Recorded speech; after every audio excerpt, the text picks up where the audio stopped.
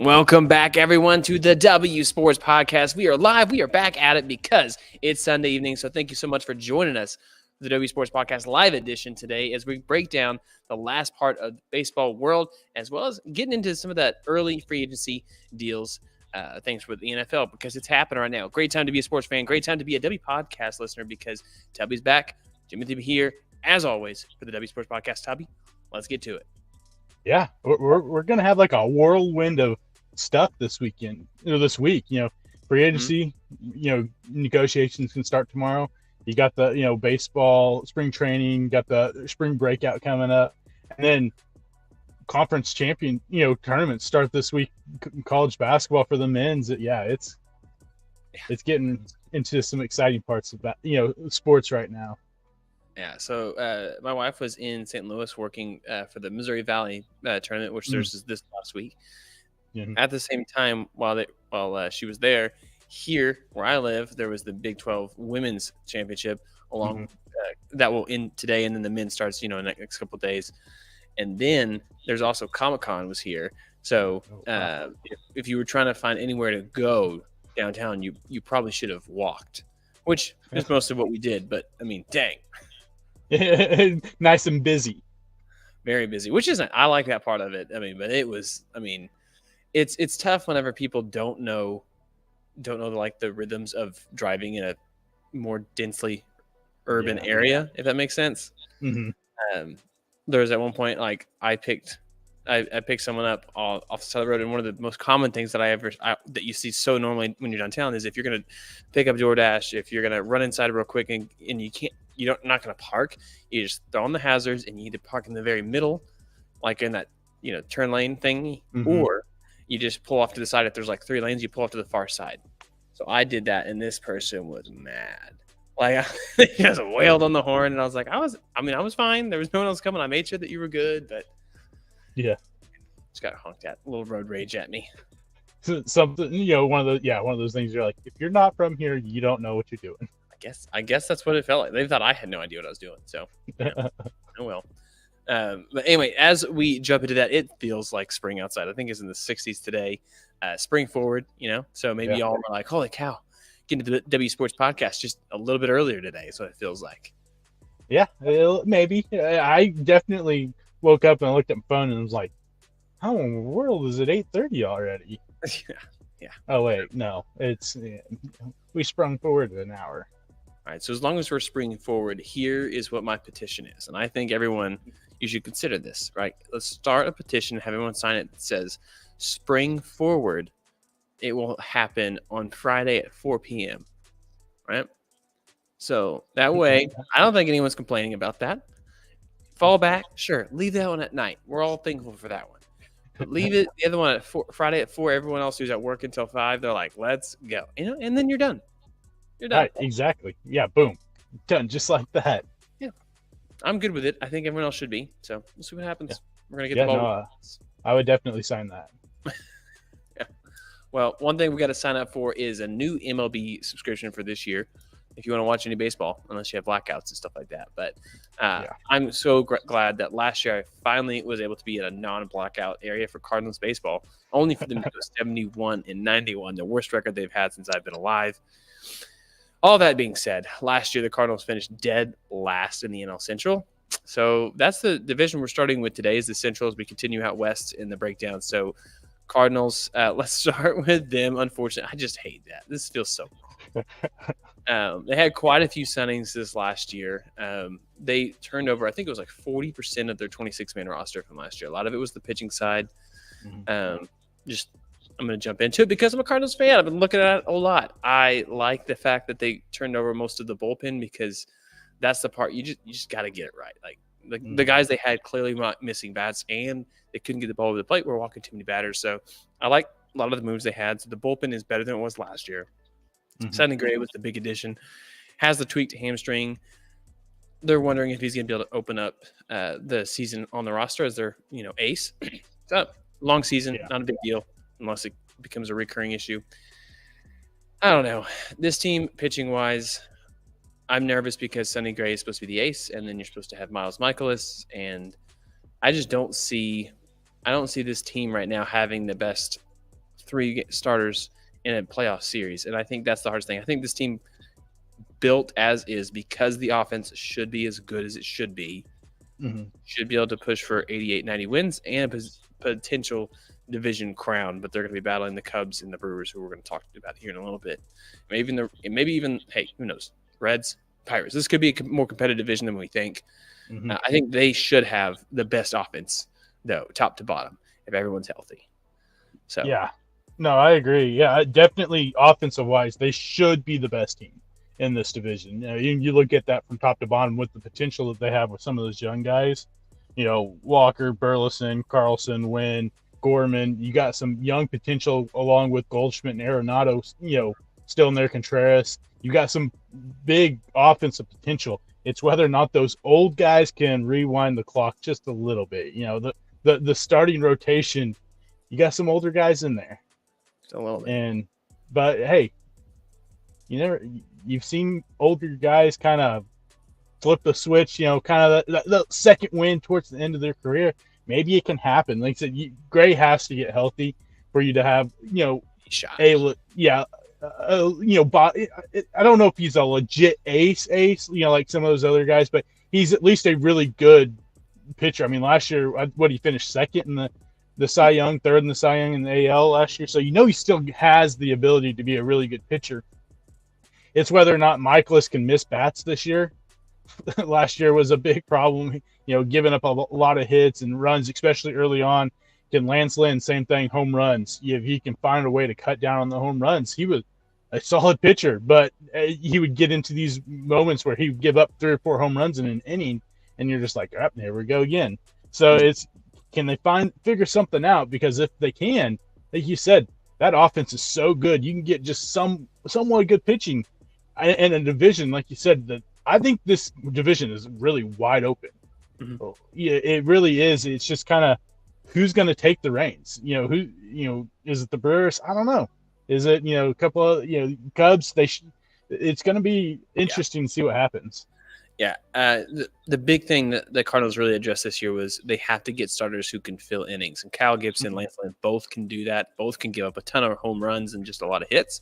So if they can eat up innings along with Matz and Michaelis, you could see, hey, get enough offense, have an ERA, which all of the Cardinals in their rotation right now, outside of Sonny Gray, are projected for an ERA at 4 or higher, with the exception of Matz, who's at 3.96. But I mean, you look at these guys are all like, they're not going to be, shutting teams down, Yeah. So you're going to have to score a lot of runs, and then your bullpen has to shut the other team down. And I think they have some of the pieces. So, yeah. They have Matt's projected at 3.96 ERA. Yeah. Before he got hurt last year and the season was over, he was pretty lights out after he figured it out after not being lights out before. And say that we've seen the peaks and valleys with Matz throughout his career. I think for me, like out of the rotation besides Sonny Gray, I think I still have hope. I'm a big Liberatore fan. I big fan of him. If he can just figure out something just a little bit, I think you could see that potential, and maybe he be that other guy in the rotation where you go, okay, he can go out there and eat some innings and be a solid number 2, number 3 pitcher to give Gray something, somewhat of balance in that rotation. Yeah. Right now, this team doesn't have a whole lot of speed. Their highest projected stolen base guy is Mason Wynn with 12. I mean, you look at the way baseball is going right now, it's the only one in double figures. I mean, once Tommy Edman comes back, you'll expect him to do that, but he is hurt right now. So I think that's an area of the offense that it almost seems station to station, smart base running, but nothing, that's why Victor Scott, and, he's been such a big deal whenever they see him in the minors, and he hit leadoff today just to see what he could do. So, yeah, potential to win the division, potential to bottom out and get last again. So it's going to be a wild ride. Yeah. We'll move over to the Pittsburgh Pirates, who don't get a lot of respect. Last year, remember, they started off as the best team in baseball before ultimately becoming the Pittsburgh Pirates again. The biggest thing that you look at this team is it's a pretty there's a lot of young faces, we'll put it that way, in the starting lineup. I think everyone has been on the Elly De La Cruz bandwagon since he came up and stormed into the gates. But let's not forget about O'Neal Cruz. And if I'm drafting fantasy baseball, which I have a team this year, I'm far more interested in O'Neal Cruz than I am Ellie, because Ellie, yes, he's put up some big power numbers in spring training already, but his strikeout rate is absolutely through the roof. O'Neal Cruz is similar, but he's just a little bit older. I don't know. Mhm. I think O'Neal Cruz could be sneaky this year to have a breakout monster season. And if Brian Hayes stays healthy, Brian Reynolds is consistent, Andrew McCutcheon's a good clubhouse guy. Mhm. This is a good top half of the lineup. We'll see. Yeah, you said, you mentioned the young guys. Can the young guys take that next step forward? You name some of them. You got Henry Davis in that lineup also, who was number one pick. Absolute power potential at catcher right there. He if he ever figures it completely out, he could lead catchers in home runs every single year.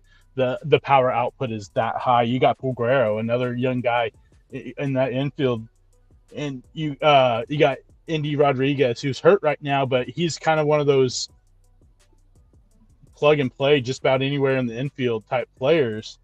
They've got some young guys there that if they can figure it out, they could be a sneaky team in the Central, or even in the NL.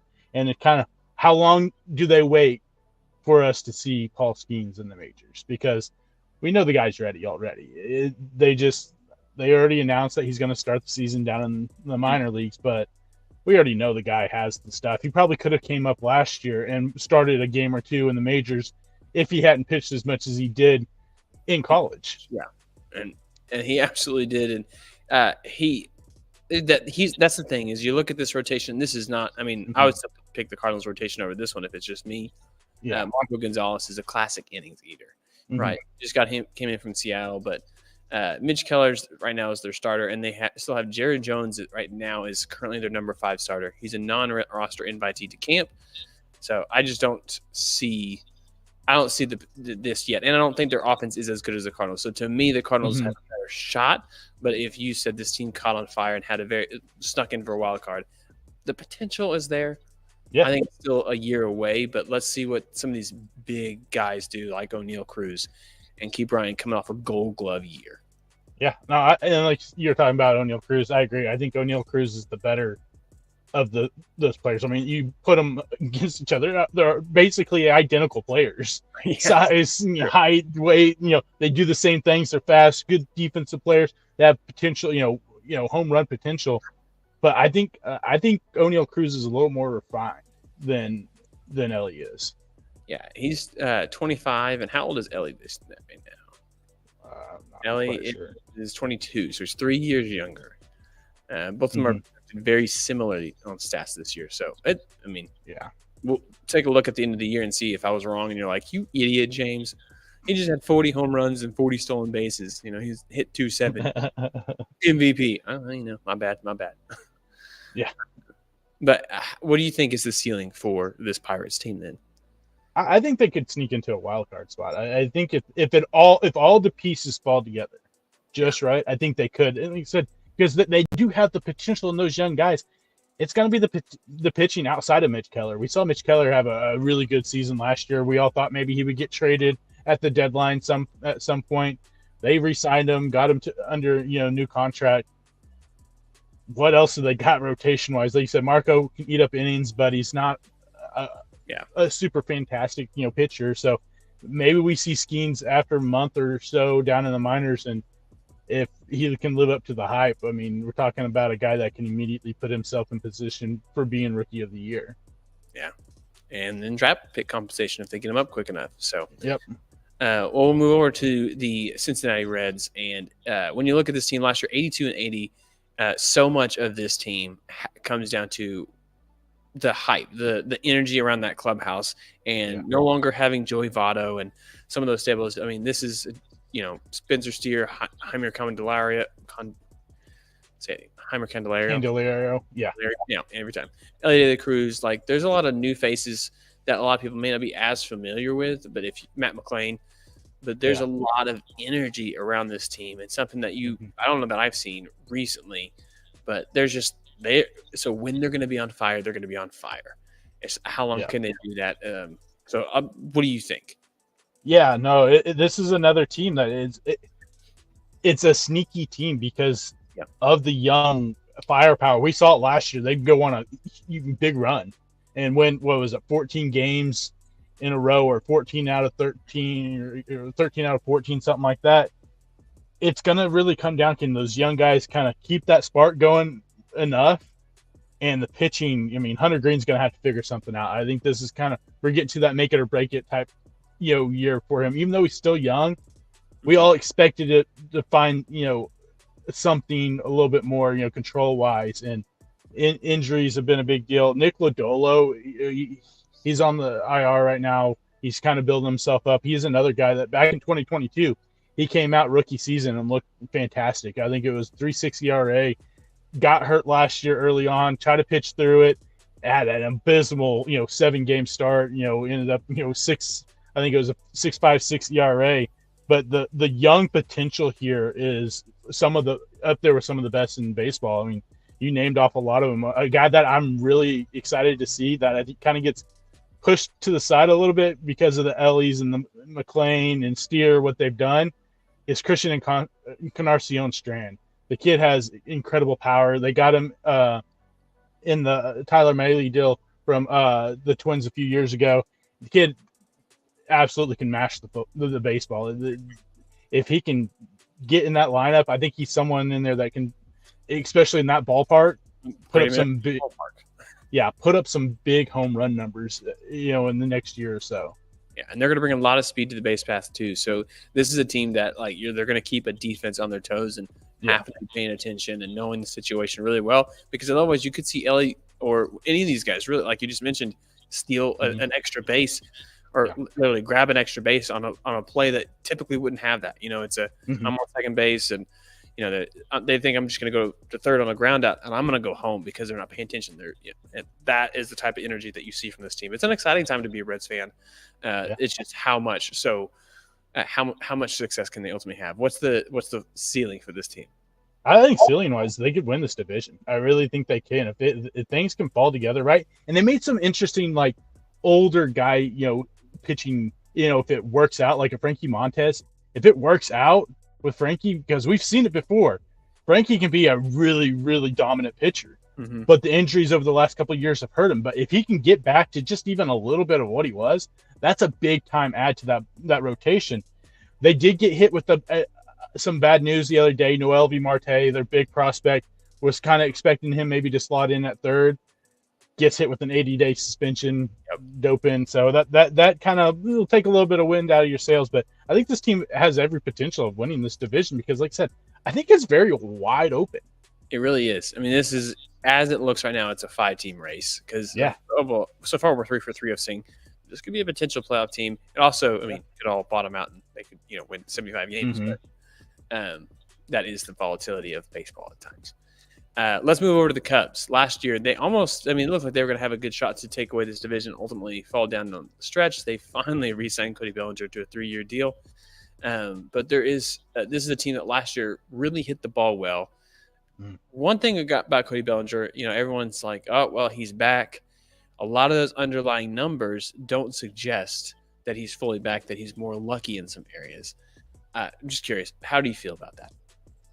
I mean, I think a big part of it too before was that the struggles. I think some of it was he was unlucky because the biggest thing is that the power seems to have gone away all of a sudden, which part of it could have been due to the juice ball era, him being able to hit as much as he was.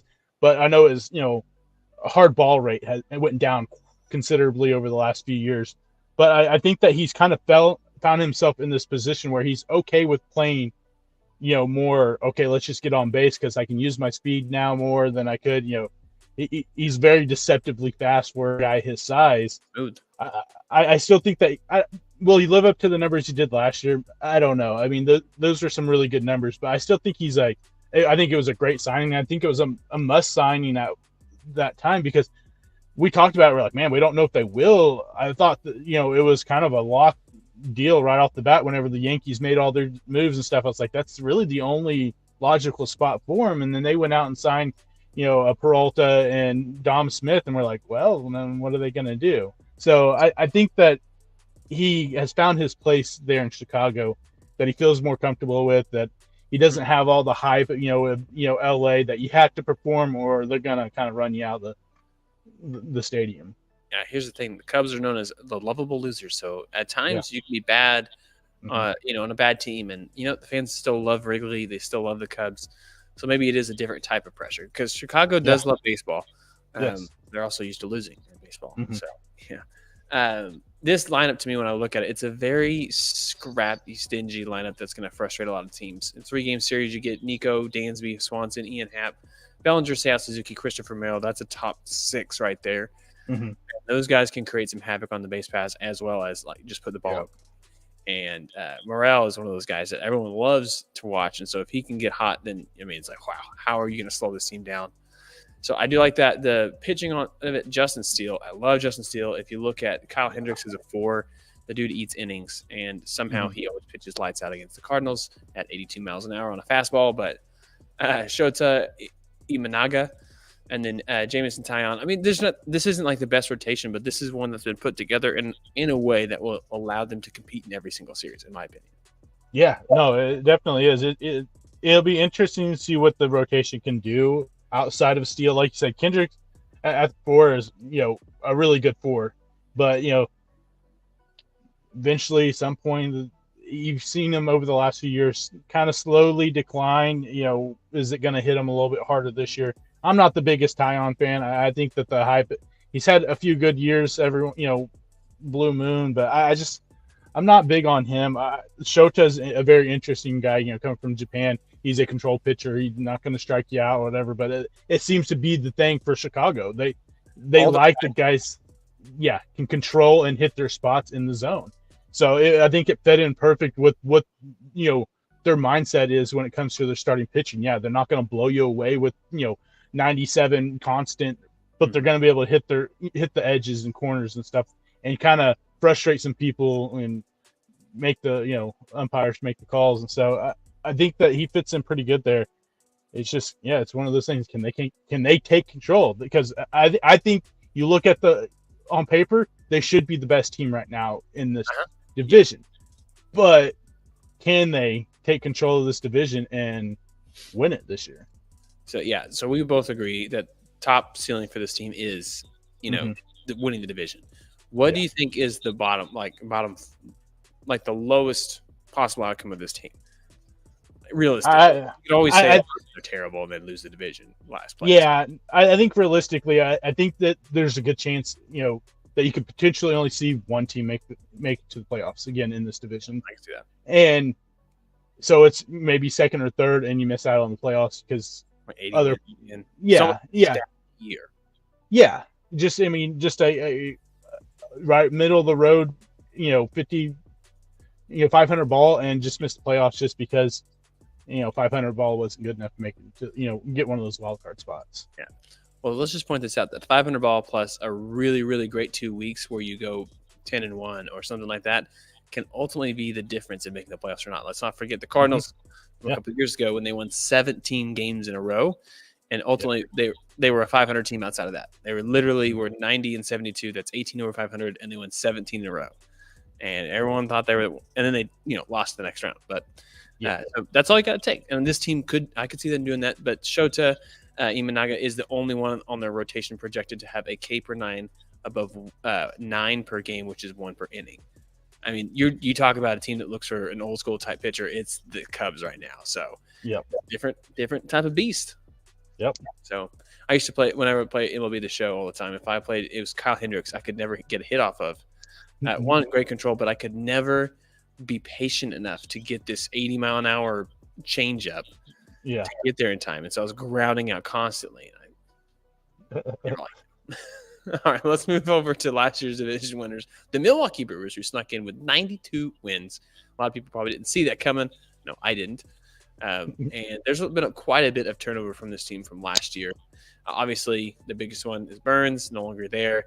But I want to break down this roster and why should this team be considered as a division favorite?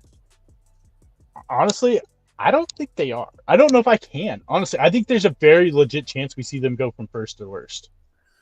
Wow. Just because I mean, I don't know. It's just I feel like they are on the verge of just kind of a teardown and allow things because that pitching wise isn't the best. I mean, you lose You lose Burns, who has been one of the best pitchers in baseball the last 3 or 4 years. Yeah. Woodruff, he's still on the team. They re-signed him, but more than likely ain't going to pitch at all this year. You take your 2 horses out of that rotation.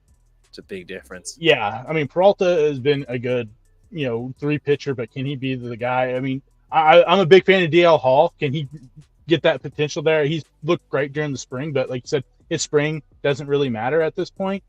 Yeah, I don't know. I have a hard time getting my head around this team potentially winning this division. Who would you rather have? Wade Miley, Jacob Junis, and Colin Rea, or Lance Lynn, Miles Michaelis, and Steven Matz? Ooh. It shouldn't be that hard. Come on. That's a little tough. I mean, we've seen Lynn, we've seen Michaelis last year. It's a little tough. I mean, I think I would lean a little bit towards the Cardinals because, like you said, I think Michaelis. We've seen him pitch good over the last few. At some point in the last few years. Same thing with Lynn. He looked good with the Dodgers, except for 3 or 4 games where he gave up 5 home runs. Yeah, it's just if you can mitigate some of that stuff, I think a lot of those White Sox players like Lance Lynn and those guys, I think a lot of it had to do with the situation of why they just looked so bad. Because like I said, he came over to the Dodgers. Lance Lynn looked really good, except for, like I said, 3 or 4 games. He gave up 3 or 4 home runs. There was one game he gave up 5 home runs. So it's just, you're going to have to take those games as they come because they're going to happen with those guys. I think Miley, like you said, I'm not a big fan of Miley. Rea, no. Yeah, I'll definitely take the Cardinals. Oh, yeah. All right, you talked yourself into it. Here, let me you hear that Lance Lynn got kicked out of the game the other day when he started. Dude, I saw that. so for those who didn't see it, Lance Lynn, Cardinals. He's pitching very early in the spring training game, and he gets frustrated with some calls, so he eventually gets kicked out. And the best part was it was Angel Hernandez. If you didn't know, Angel Hernandez is really known for being a bad behind the plate umpire, let alone anywhere on the ball. But did you hear Lance Lynn's response? He goes, "Yeah, he's in midseason form." And I was like, "Oh man!" Ollie Marmol got kicked out. He got ejected twice actually because he went out to the bullpen to try to throw, and they're like, "No, you got to go." So dumb. But Angel Hernandez, get that man a different job, please. That would be great. Yeah, I don't know how that guy is still an umpire. We've seen him. I mean, statistically, because the baseball they do they keep statistics of this stuff. Statistically, the worst home plate umpire in baseball last year, and I'm pretty sure probably a couple years before that also. They should demote those guys to the minors. Or here's what I want to see. I want to have Angel Hernandez in the booth for some team, and that way we can hear like, "Hey, that was a bad call, right?" And he's like, "I don't know, I couldn't see it," and it's just stuff like that would be stuff into it. He could really have a good personality for it. I don't see him doing that. He seems like that's not his thing, but yeah. Anyway, back to the Brewers. Angel Hernandez. We don't need to spend too much time on that. The bullpen, Devin Williams is set to have a solid season. So the strengths of this team last year were the pitching. Absolutely the pitching. The offense was pretty inconsistent, but yeah, they still won 90-plus games. Mm-hmm. If it flips this year, I just don't see it flipping enough. I see this as a middle of the pack at best team on offense and a starting rotation that's bottom third, and then maybe a bullpen that's top third. So like that could be the strength of this team. But if it is the strength of this team, does it end up getting shipped off for prospects around July? Yeah, so that's what I think ends up happening. They've got some young guys in that lineup. I mean, there's a chance that we see Jackson Cherios make the opening day roster, but you got Sal Frelick, you got Turang, you got Willem Contreras. You got some young guys in that lineup, and we saw Yelich have kind of not really a full renaissance, but it came back around to being at least a solid player last year. So I mean, there's some potential there, but I just don't know if it can flip that fast for that offense to all suddenly be so high powered that they're what pushes this team along. Because like you said, bullpen, they always have a really solid bullpen. Devin Williams is one of the best relievers in baseball. The stuff that he has is disgusting, but I think there's a realistic chance we see him get traded, Yelich get traded at some point into this season, because I think they really are in that mode now where they're starting to turn over and seeing a slight rebuild with this team. Yeah, I can see that too. It's about to happen. So what up, Yemile? Thanks for jumping in the chat, man, and watching. So let's move over to the NL West, where we expect to have one of the NLCS participants. And no, it's not the Padres this year. I know everyone was expecting it last year, and they disappointed too. Mets, Cardinals, and Padres, man. Last year was forget about a year. So we're going to start with the Rockies, and much like the Rockies, much like Chris Bryant, we can be like the Rockies. Like, I didn't really do much of this team in the offseason because why?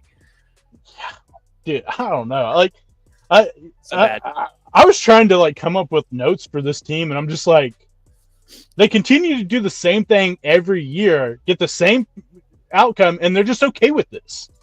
I mean, I get you're in Mile High, and it's hard to get pitchers in there to be able to be solid pitchers, but they're going to be in that conversation with the A's as the worst teams in baseball, because that rotation might be the worst in baseball. That bullpen might be the worst in baseball, and the offense isn't much better.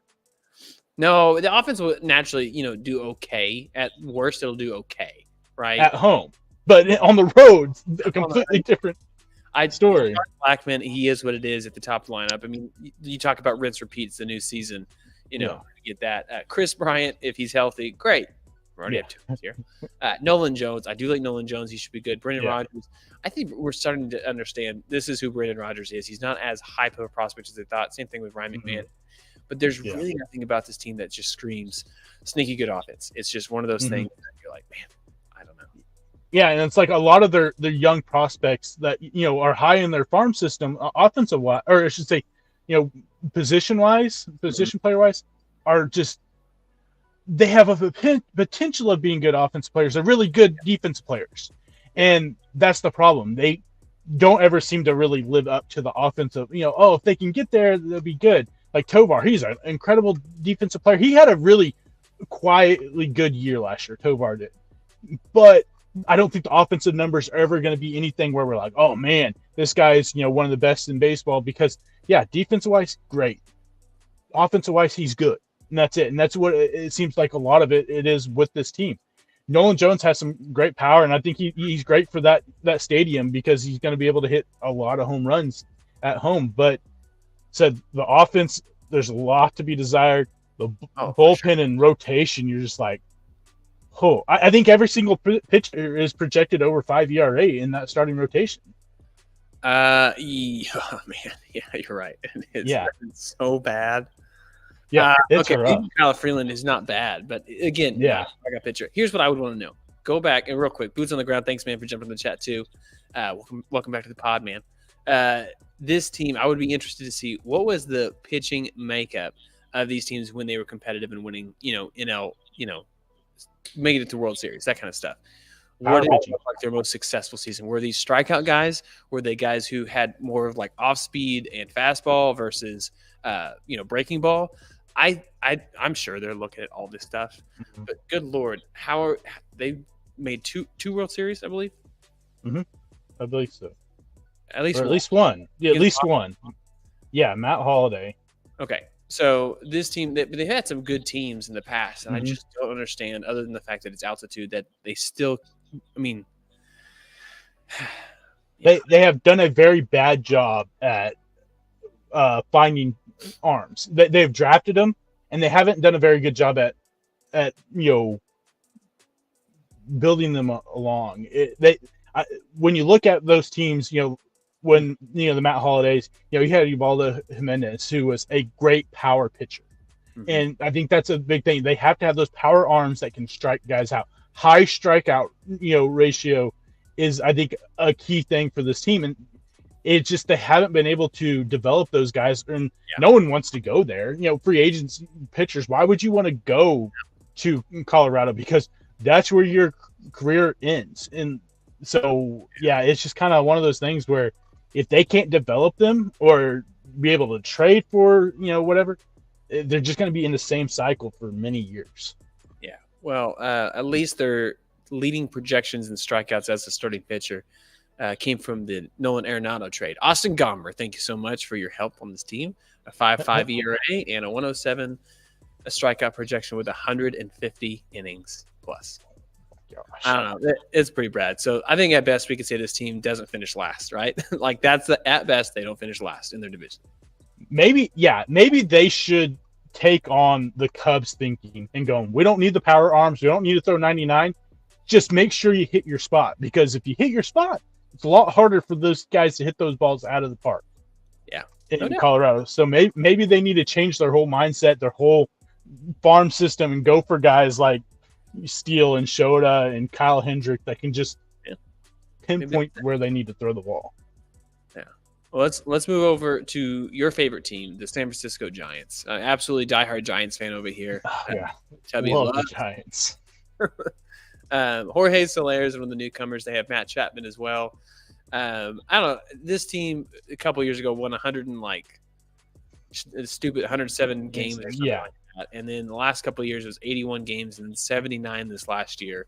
Their pitching and their bullpen has been pretty good, and the offense has been so bad. Did they do enough on offense this year to right the ship and get back to 90 wins? I think that they've done. I like what they've done, to be honest. I think getting Chapman, late, somewhat cheaper. Soler late in this process, somewhat cheaper. Jung-Ho Lee. The big thing with him is he played in the Korean League where he never saw a pitch over, I think it was 92 miles an hour. Is going to be the biggest thing for him, because the dude just gets on base, over in the KBP, but can he do that over here in the MLB is going to be the question. Yeah, like you said, Webb is one of the most underrated pitchers in baseball to me. I love what he does. As a Dodgers fan, I hate him, but I like the way he pitches. Kyle Harrison has great upside. Then after that, you're kind of like Jordan Hicks in the rotation. A couple of these. Their starters look like they're projected even, and they have profiles to walk a lot of batters, and that doesn't lead to wins. Leadoff walks and 2-out walks, those ones are the ones that come into like those big innings where it's 2-3 runs, because you just can't. These are all guys, like you said, like, hey, they could be good, but like at the same time, like those projections and their profiles have dictated lots of extra guys on the bases, and that does not lead to something great. Jordan Hicks, you tell me at the end of the year he's going to have 131 innings. Do you think that's what he's going to get?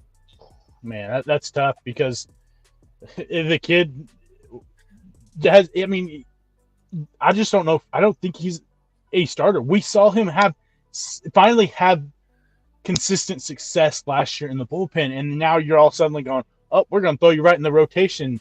I think it's kind of crazy. Wynn, Black. At least for them, they've got Robbie Ray, who's coming back from the Tommy John. He'll eventually be back in that rotation. Alex Cobb. He started his rehab so those will, replace a couple guys and give you a little bit more depth in that rotation. Eventually, I think is good. But like I said, it's been the offense. Can the offense find something, a different, gear to give you a chance? Because at least for them, they can sit there and go, well, Tubby isn't saying they're going to just be worse than they were the year before, because that's, last couple of years, everyone after the 108 win season, they're like, oh, this team's going to, challenge the Dodgers. I'm like, yeah, they're going to be about 500. Bingo. Yeah. Last year, I was like, they're going to be worse than they were the year before. They won't hit 500. Hit it there. I think this team has a chance to be above 500 if the offense can find some things, and Robbie Ray and Alex Cobb can come in and, be some depth behind Webb and potentially, Harrison, if he can, get in stride early on. So they got 87 wins. That's an 8-game improvement. Is that doable?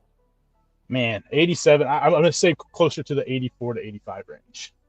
Well, the good news for them is we're going to get to a team that won 84 games in the regular season last year and went on to make the be the NL champs. So that means they still got a shot.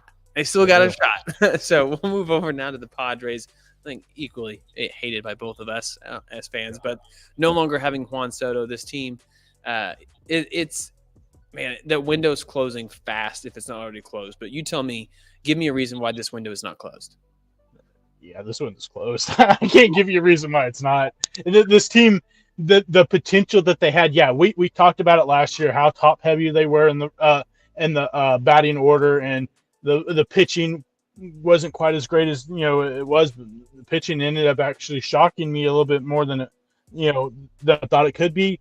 I think that window is closed, and they're starting to put some nails in it as of right now, because I mean you paid Bogart so much money, and he had a fantastic first month, and then it was just hot garbage after that. I mean, 31 hot garbage. yeah, the rest of that season, I think after like the first month and a half, he hit like 219, a couple home runs, nothing compared to what he got paid. Hyun-Sung Kim, I think, is one of the most underrated players, defense, offensive wise, what he did last year. Those guys in San Diego, people love them. You got Tatis still, you got Machado, but I think Machado, I don't know. I think we're starting to see Machado age, and he's only 31, which is crazy. Yeah, but he's been in the league for so long. I mean, what did he come up when he was 19, 20 years old? Yeah. So, I mean, he's been in the league for quite a while. I don't know. We saw a different version of Machado last year, and it wasn't, I don't think, a great version compared to what we've seen a couple of years before. So, is he starting to break down, or was it, like I said, the situation? This is a team everyone thought was going to challenge the Dodgers in the NL West, challenge for the NLCS, and potentially win a World Series after the run they went on the year before that. And they just somehow missed the playoffs with all the statistics, leading, some of these stuff. It was wild that they were, somehow missed the playoffs, but it's also the Padres. We expect this. Yeah. The hype is always there. We could have circled this and said this will be what happens. What about this rotation? Yeah. I mean, yes, they don't have Blake Snell, but Joe Musgrove, Yu Darvish. Musgrove, yeah. How good is that 1-2-3 in your opinion? I'm not completely sure on Michael King. I know that they, Fangraphs seem to like him a little bit more. Yeah, and he was a big part of that Soto trade along with Brito. But I like Musgrove. I like Yu Darvish, but there's still always going to be the health questions with both of them. If one or two of them go down, this rotation gets even worse, and you got to try to find pieces to put in there. I like the top two. I'm still got question marks about King. I'm not quite as sold on him as Fangraphs and some of these other people are, but there is the potential. I mean, there's a reason why he was one of the main pieces in that Soto deal, or at least for the Padres looking at it. That was one of the main reasons why he was in there, because they thought they could slot him right in, except behind Darvish and Musgrove. So we'll see. But like I said, I'm not completely sold on the kid just yet. I'm also not sold on the bullpen yet. I think there's, obviously no hater. So this is what does this team look like going forward now? And remember, this team had a really solid closer that they traded for Hader back in the day. Yeah. So now it's, what does this team look like? The identity in the back end of the bullpen.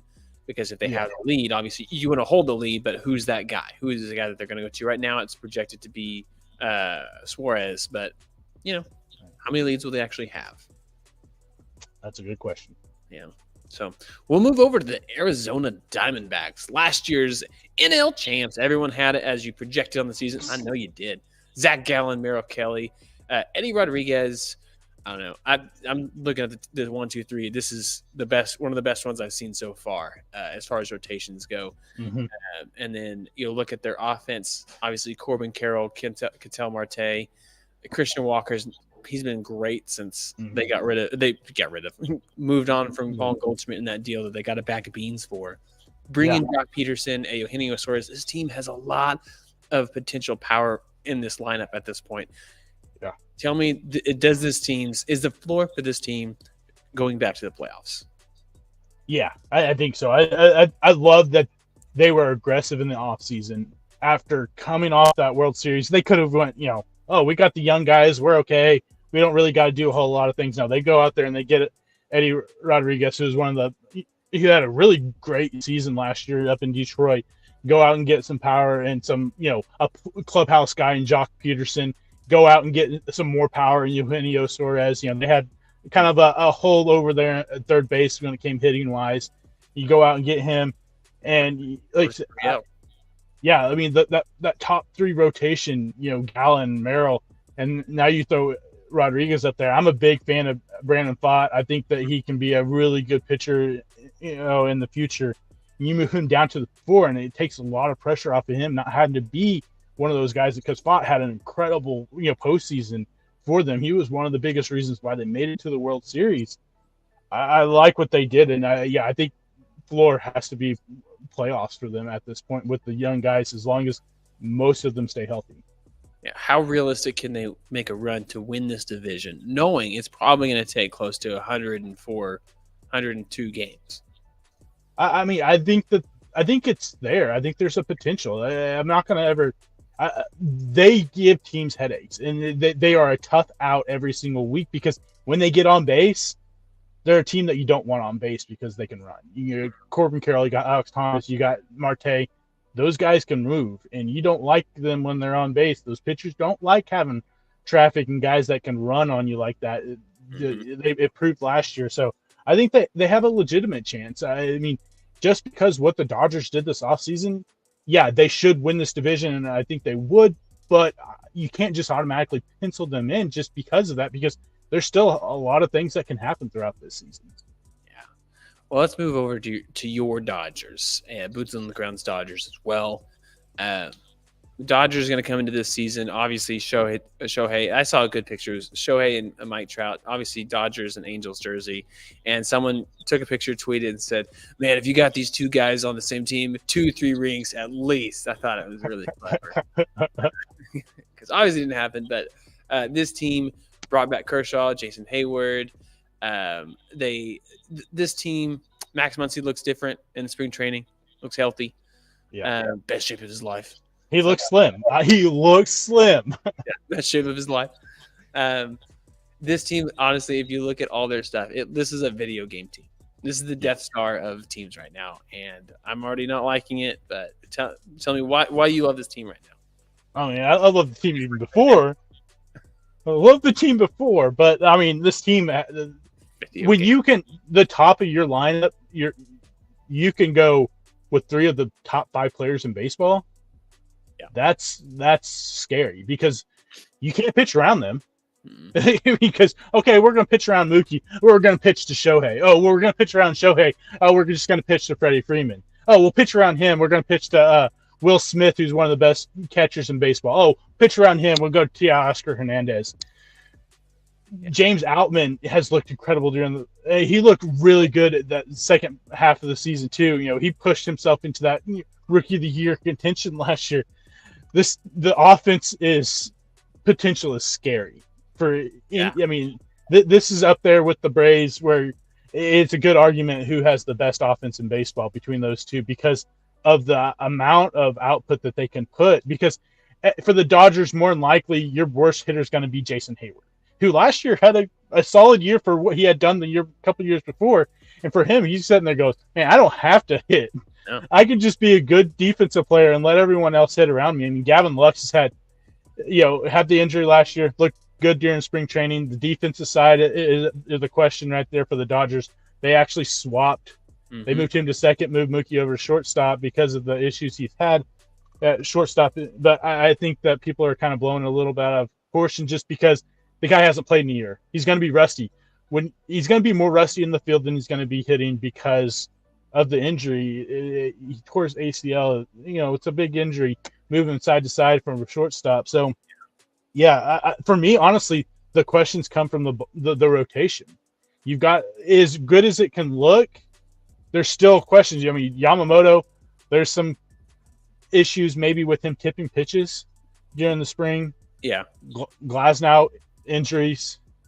Bobby Miller, I love Bobby. I think he's going to be great. But you look at the guys that they have on the IR, pitching-wise, you got Kershaw, Buehler, Gonsolin, and May all starting on the IR for the Dodgers. I mean, because you won't see Kershaw till middle of the season.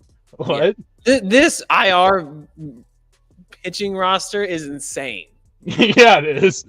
That they have that, and then you're like, oh well, I mean, we're gonna go with Buehler. No, yeah, you did miss Buehler, but I guess we'll have Tyler Glass now and Bobby Miller and James Paxton. That's fine, and Yamamoto. We'll see how it goes. But really, our good guys are all over here. I mean, they're like I said, the questions are with that rotation for me. It's just because, I mean, Yamamoto, it can be one or two things. We have the Kodai Senga effect where he just comes out and he's what everyone thinks he is, or it could take him a couple of months to get into the swing of the major league. And if he is tipping his pitches, there could be some issues there. Glasnow, the injuries, and then you already got all the guys on the injury list right now. Most of those guys we won't. I mean, Gonsolin we won't see at all this year. May, they said probably won't see until August. Kershaw, June or July. Buehler hopefully in May. or April at some point. But so there is some August questions there. If something happens and these guys aren't, Glasnow gets hurt or Yamamoto struggling, that rotation could struggle a little bit. It could struggle. I gave up 5 innings, and then we won 9-4 or 9-5.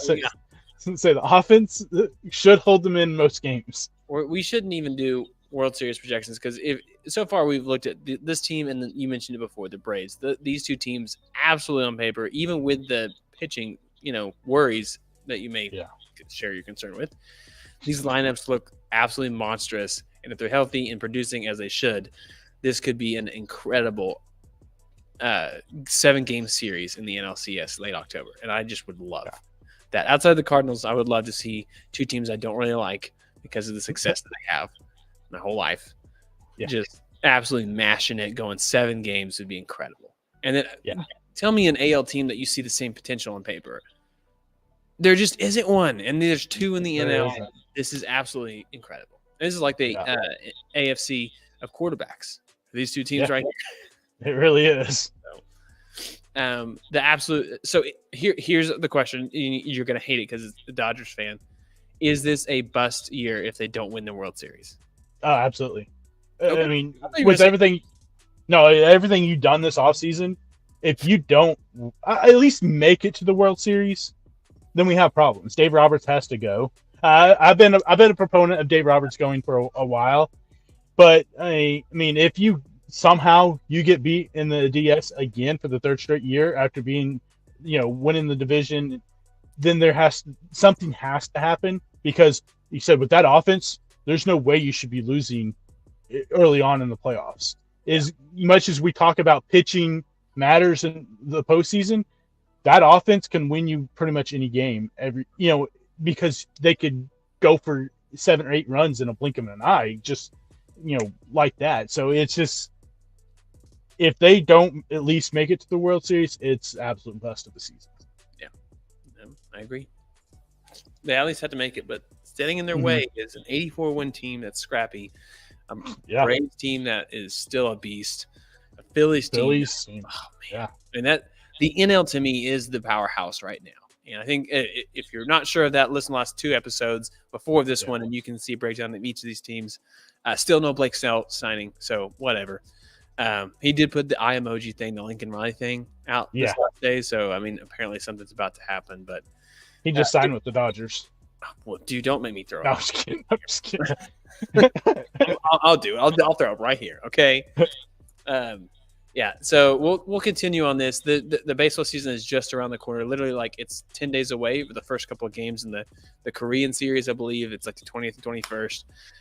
So I have a fantasy baseball draft that is right before that. It's a week from Tuesday. I like to make them as close as possible. I don't need to count these other 2 weird random games, but that's what I did. So I'm excited for it. I haven't played fantasy baseball probably in 2 years, but I want to. It's one of the easiest ways to learn more players' names, keep in touch with all the young players, and there's so much turnover these days compared to what I think there used to be. So maybe you're a new baseball fan, or you really want to lean into it, especially with some of the things that baseball's doing. Play fantasy baseball this year. Go find a simple free league. Get your feet wet. Have some fun. Learn some of those guys' names, and maybe have some bragging rights when you win the whole thing your first year. Yeah. All right. Before we transition to the NFL, real quick. I've got a baseball trivia question for you real quick. And this one, this one shocked me whenever I saw it. All right. So since the first MLB draft in 1965, how many first-round pitchers have made the Hall of Fame? Ooh. First-round pitchers, 1965. Yeah. 18. I don't know. 2. 2? I thought 18 was low. 2. What's this birthday party thing? I don't know. I didn't touch nothing. But yeah, 2. And it took. Can you name those 2? I don't even know who those first. Roy Halladay and Mike Mussina in 2019. Both of them. Now there's a few guys that would more than likely are going to add to this list in the next few years. Billy Wagner, I imagine he's probably going to get in this next vote. CC Sabathia potentially.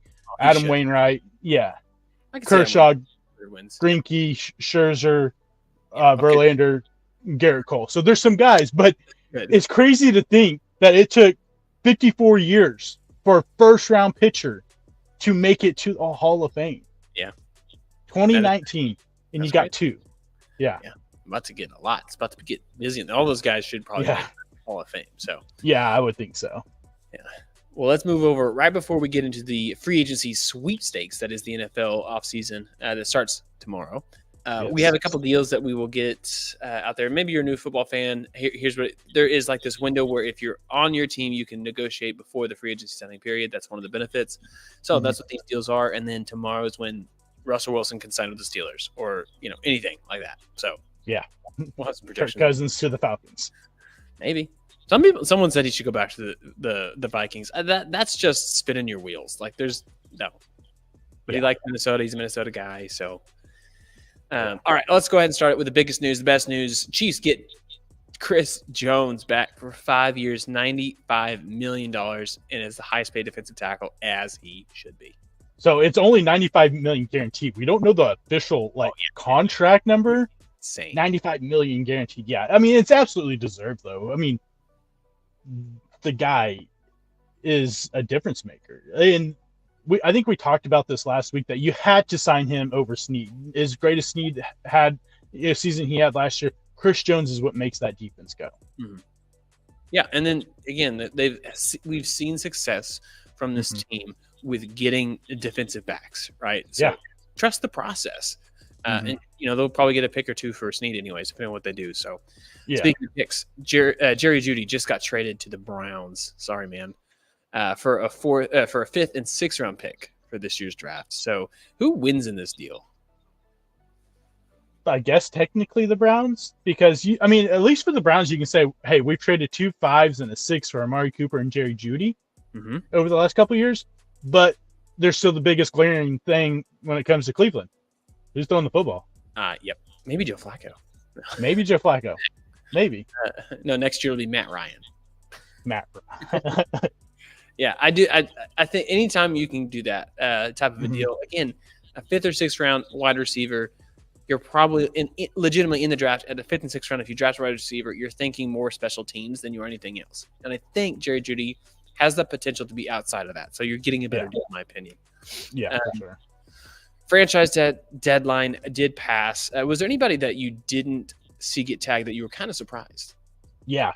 So I know everyone's going to point at Saquon. What are the Giants doing? You don't have no offense outside of Saquon. It's the running back market. We know what it is right now. Christian Wilkins, defensive tackle from the Dolphins. That team who couldn't stop the run, and they didn't even at least get him back. Yeah, I mean, your defense was the big problem last year. Bradley Chubb injured, Phillips injured. Your best defensive player last year.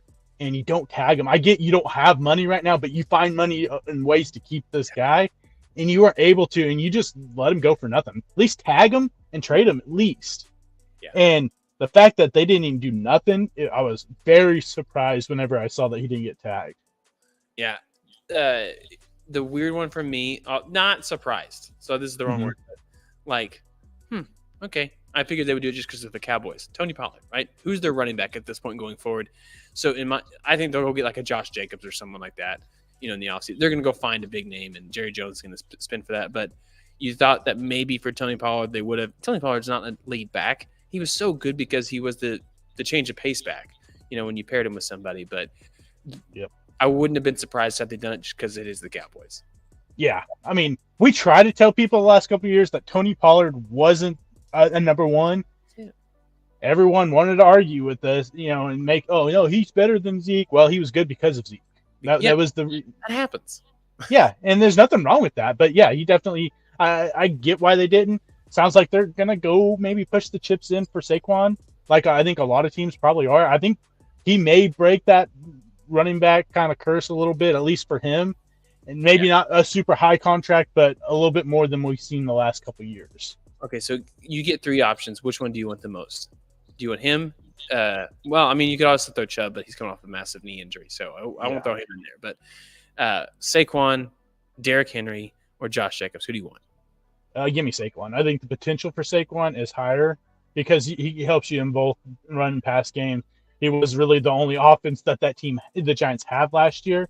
and you put him with the even more effective offense like a Cowboys or something like that, I think he could really explode. Derrick Henry, I love Derrick Henry still. I still think that there's still some tread on those tires, but it's just he has a lot of tread off those tires compared to Saquon, even though Saquon has had the injuries. He had 1,100. So that's your number 2, though, right? And absolutely. So yeah. Jacob and Chubb. I would still. I think. I love Nick Chubb, but the injury scares me because this is the second time. Yeah. Same knee. So I would probably lean a little bit towards Jacobs right now if I'm having to pick someone out of free agency. Yeah. All right. Well, I think I would. I'm not disagreeing with you. I'm going to make the argument for Derrick Henry. Is the dude last year had 1,100 yards and 12 touchdowns, and they didn't give him the ball. Yeah, sure. They were trying to find ways to screw this up. I don't understand why, but they were. This guy is still good, and he's. You talk about breaking the mold. Barkley and Henry are those two guys right now. I would love to have Henry if you're a team and you want to lead back. But here's what I think we can see if we look back the last 5 years. Those guys that were drafted by a team and then eventually left, tell me one that worked out. Tell me one that I was like, that was worth it. Most of them end up Le'Veon Bell, and they just don't work. It's a different team, different chemistry, different system, and it just doesn't fit. Yeah. That's what it is with the running back. So that's the biggest problem is if you draft them outside of the first round, the shelf life for a running back in the NFL is 4 years. That's their rookie contract. And so at least if you draft them in the first round, you can get that 5th-year option. So you have them for 5 years. So it makes it a little bit more palatable or whatever. But it's always after that 4th year, it's tough. But most of these guys, once they get that contract, we've seen it year after year, time after time. And that's why the running back market has really dried up. And these guys that you think, oh man, they're going to get, at least over $10 million, $14, $15 million are taking these $8-9 million contracts because no one is willing to pay them right now. So we got bigger deal for the Tampa Bay. Mike Evans comes back. I think we mentioned this maybe last week, the 2-year, $52 million deal, or Baker Mayfield come back on a 3-year deal with 50 guaranteed and 100 overall. I think, Mike Evans is a Hall of Fame wide receiver, so it's tough not to pick Mike Evans, but you also got to go, if Baker's not there, who's throwing him the football? Kyle Trask. Yeah, Kyle Trask. So I think it was a great deal for both sides. I mean, Baker gets a big contract, but it's not such a big contract for the Buccaneers where you're like, man, we're paying this guy $45 million and hopefully that it wasn't just a fluke and he turns into like a Daniel Jones. Yeah. You're paying him $33 million a year, which I think is great for a starting quarterback in today's football. So you got your starting quarterback who won you a division, won you a playoff game for $33 million compared to, some of these other teams that went out and they spent this money on these quarterbacks, and we've seen what's happened to them. So I think it was a great deal for both sides, and they were able to keep the 2 players that they absolutely needed to keep that were free agents. How many playoff games have the Browns won outside of Baker Mayfield since 98? I think since 98 or 2000, whatever year they came back. I think zero. They haven't won one. How many? Say their last one before Baker Mayfield was 1994. Yeah, so 0. Baker's won. Yeah, Baker's won in a division. I'm just saying these stupid Browns making stupid decisions. Baker Mayfield, that's fine. I'm living in Florida, living in Tampa Bay. The tax is better here. Probably got Mike Evans to throw through things. Yeah. All right, we got 2 quick things to hit here. Number 1, Broncos tell Russell Wilson goodbye. I saw something. I can't remember what it was. I wish I remembered. It was funny. It was about Russell Wilson and his lack of success. Honestly, I don't think it's all him. I think it was one of the worst marriages I've ever seen when it comes to football head coaches and systems over 2 years. But he's out. What do you think he goes to after having $85 million in dead cap space for the Broncos? I mean, he's already kind of made his little trip around the East Coast right now. He did secretly meet with the Giants also, which was a team that sounds like the Giants have pretty much said that they're done with Daniel Jones after this year. They can get out of the contract relatively easy. So maybe the Giants. I think Pittsburgh is a great spot for him. I mean, you give that team a solid quarterback with Deontay Johnson and George Pickens, and we've seen Najee Harris kind of have like a little bit of resurgent last year once they got rid of the offensive coordinator, and him and Jalen Warren were a really good 1-2 tandem, brought different things. I think it would be a good spot for him. Like I said, I don't put any of what happened the last 2 years on him. Nathaniel Hackett was absolutely god-awful in Denver, and then the whole situation with Sean Payton made me really look at Sean Payton a lot differently, going, man, you're kind of a bum.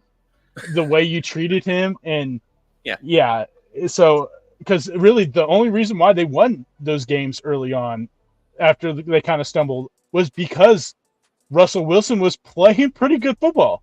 Yeah. And then they beat the Chiefs, and they're like, well, we're going to bench you for the rest of the season. And he's like, whoa. And they don't, they let him play a few more games. And then it was like, okay, we're just going to bench you so you don't get hurt, so we don't guarantee you that, you're the rest of your contract. Yeah, it was a weird deal. I think that would be a good fit for him in Pittsburgh just because the Rooney family, that's the type of stability that he's probably looking for after that nightmare in Denver. Now, in other news, probably the dumbest decision in all of the offseason when it comes to anything in sports, the Cincinnati Bengals are changing their field surface, the grass, to the turf. And the good news is, if you're a Bengals fan, it's the same turf that the New York Jets have at their stadium, which is known as the worst field surface. I think it's known as worse than Soldier Field, which is saying something. On top of that, you have a quarterback who's had a history of injuries that you just tore his ACL. Tore his ACL before, too. So stupid. Yeah, I mean, what are we doing? I mean, you've had how many gripes, how many major injuries in MetLife Stadium because of that turf? And so you're like, what's a good idea? Let's do that. Let's go ahead and do that, too. Maybe it'll affect the other teams more, it will us, even though we're going to play on it more. But let's go ahead and do that with our quarterback that has had 2 season-ending injuries in his career already. Let me go ahead and say this. I think that is a worse decision than the baseball uniforms that they have this year. I agree. I do. It was every time I'm watching a game around, I'm like, this looks stupid. Oh, I saw this video the other day. And so the guy, it was acting like he was in the new uniform, but he had the pants on, and they were completely see-through. Got him. And he's like, the caption was, if a player actually liked the new uniforms, and he's out there running around, it's like, man, these things are so breathable. Yeah, it was pretty great. Yeah.